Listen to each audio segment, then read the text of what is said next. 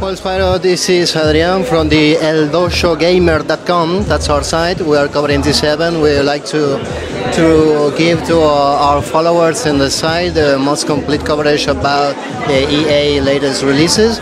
That include the Need for Speed The Run, a very exclusive title in terms of the action that it have and the new way you are looking for to give it to a racing game. Tell us more about the, I don't know how to say it, maybe the sandbox aspect, the mirror edge aspect that have the title this time with the main character that is named Jack, right? Jack, yeah. So a lot of people have been asking why we, got rid of or deviated from the normal Need for Speed franchises, racing games. Yeah.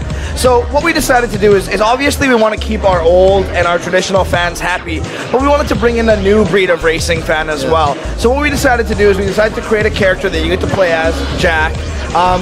You get to be the hero in a Hollywood-style action blockbuster game. It's not every day that you get the opportunity to do that. So what we did is we, our writers sat down and we basically said to them, listen, we want to do something that's going to bring in some new people and have a high-action, high-octane kind of game. And this is the story they came up with, which is brilliant. I mean, no other game has come up with a story like this before. So, we looked into what we could do, and then we found out about Frostbite 2 through our friends at DICE and Battlefield. And then that really kind of kicked things off, because we thought, okay, we've got this unbelievable gaming engine, we have this idea, let's find out how we can put them together, and that's kind of how it started. So, the old fans, the traditional fans, don't worry about it, there's still fast cars, there's still unbelievable races, and you're going to get to do all that stuff. And to the people who have never played Need for Speed before, it's an awesome opportunity for you to get started. It's great single player, there's going to be some multiplayer, I can't really talk about it right now, but there's going to be stuff for everybody. So we hear you to talk about the platforms that are going to be PS3, Xbox 360, and PC. Is the release is at the same time in the platforms? Yeah, November 15th, and we'll also have Wii and DS, and we will have it on mobile as well. Mobile, I don't know the date yet. It could be November 15th, it could be after, but aside from those 5 platforms, we will have it as a mobile game as well for those that want to play. Right now, well, we all know that we have Need for Speed Shift 2 right now, and maybe that's why EA decided to have on one side the Shift 2 experience, the simulation experience, and for the other side the arcade experience. Can we expect some particular mode in the run in Need for Speed that we can play any simulation game without the Shack experience, without the adventure, or only Shack focused single player adventure? Well, for now we're just discussing the single player. I can't really get into a lot of details, but there are going to be other aspects to the game. So when we start discussing the multiplayer and the online components, it is going to allow you to deviate from the story mode. So I can't get into much more than that, but I can tell you that there will be the opportunity for you to get away from the story mode and get some multiplayer and some online stuff aside from the story mode. The one player is amazing, and the multiplayer and online stuff is going to be great too. And we should have that information released, within the next few weeks. The game is launching pretty soon, so we do have a timeline, but we will have the ability for you to get away from that if you want to, yes. The single player seems really exciting. How many hours approximately you expect that we're going to take to finish them? I mean, it's going to depend on the player, and I can't really give, specifics. Right, like 8 hours, 10 hours? More than 2, less than 15. Yeah, I can't really get into the specifics right now. Basically what we're trying to do right now is just educate people on the game. It is a new game for us, so we want to make sure that everybody understands the concept of the game before we start confusing them with a bunch of other options. So the focus now is on the story mode and just making sure people understand, these are the levels, this is the breadth of the game, it's an amazing experience.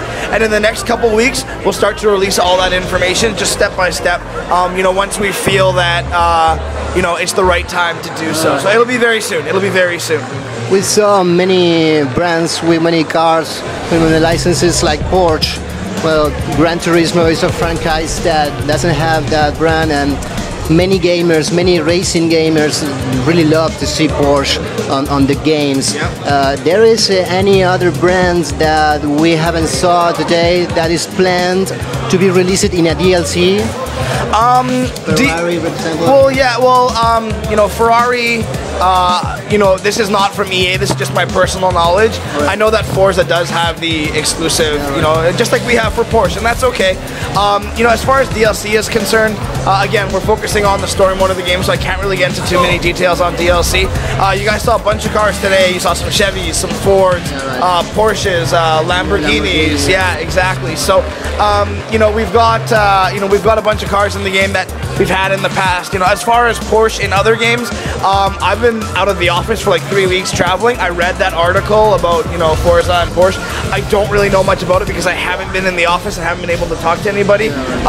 You know, so I can't really comment on you know, that stuff is way above my head. You know, I can't comment on that stuff. But what I can promise, you know, all of our loyal Need for Speed fans is you're going to get the opportunity to drive amazing cars real fast, and you're going to be able to crash them and not have to worry about the insurance after. So it's all good, yeah. Alright, since the finish, what's your opinion, what's your feel about the dudes here in Argentina, the local players? How do you feel about our community?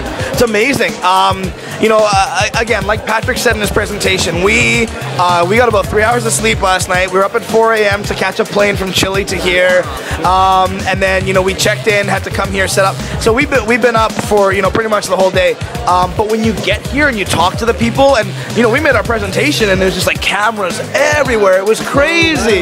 Yeah, Battlefield's insane. So, you know, so it really boosts, you know, the enthusiasm and your internal energy level. So, you know, I've been talking to some people here, and the gaming community is just absolutely massive. So I've learned a lot, you know, and it's actually making me wonder why nothing like this has never been done before. And you know, I write reports back to the folks at EA Canada every night after we do events like this, and you know, I'm going to be sure to tell them this is a definite thing that we have to do every year. It's been an amazing experience for us. I can't thank, you know, the fans and the gamers of Argentina enough for having us, and you know, hopefully we can make this, you know, a more common event and have more games for you guys to play and more trailers for you guys to see. You know, this is the first time we've done it, and it's been an outstanding success. So I look forward to coming back here in the future. Spiro, thank you very much. I really appreciate it. Thank you.